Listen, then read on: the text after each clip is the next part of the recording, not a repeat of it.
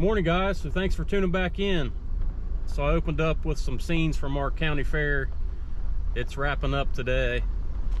So our county fair is a pretty big deal. I think it's one of the largest fairs in the state of Ohio. Two of my kids took market lambs this year. Neither one of them placed very well in their shows. Come on. Reagan Jones, come on in, Reagan.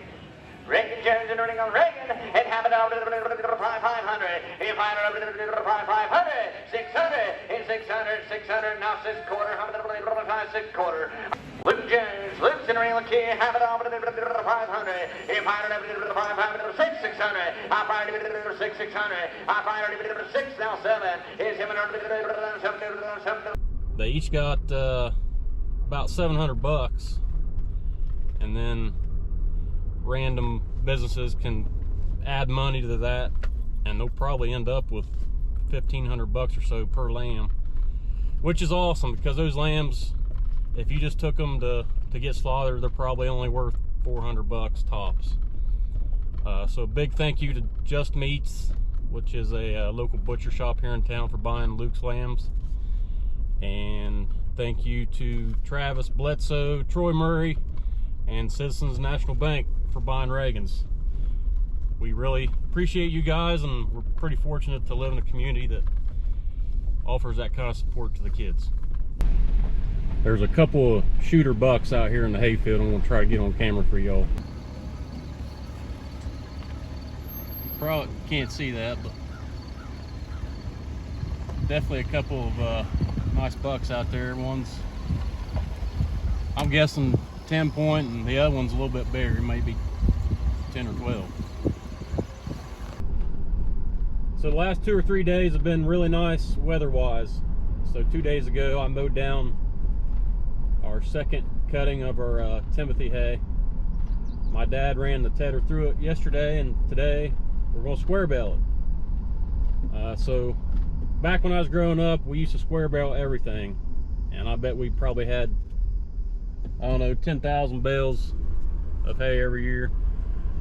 But then we, Dad and them got a round baler maybe 15 years ago. So now we do mostly round bales, but we'll still do 1,000 or 1,500 square bales that we'll use to feed our calves when we get them in this fall.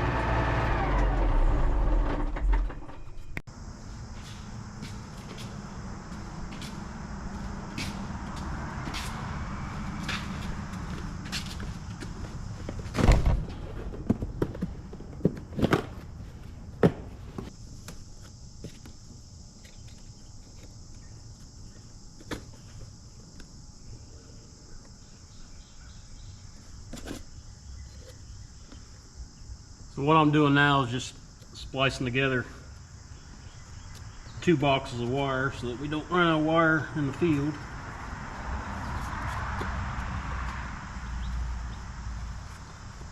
And hopefully this splice will make it through all the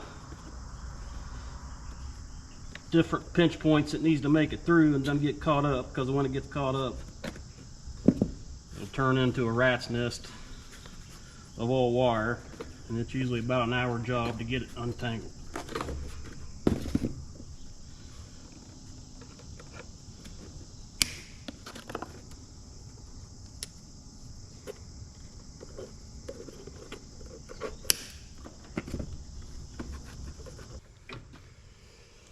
So a couple people have commented on the fact that most of our equipment's red, and that is true. We do still have a John Deere tractor and old John Deere corn planter. And we've had John Deere combines in the past. I don't really have anything against John Deere. I like John Deere, but our local dealership, those boys don't want to talk with you unless you're farming 5,000 or 6,000 acres, or at least that's the impression I get. So that's a big reason why most of our stuff is red.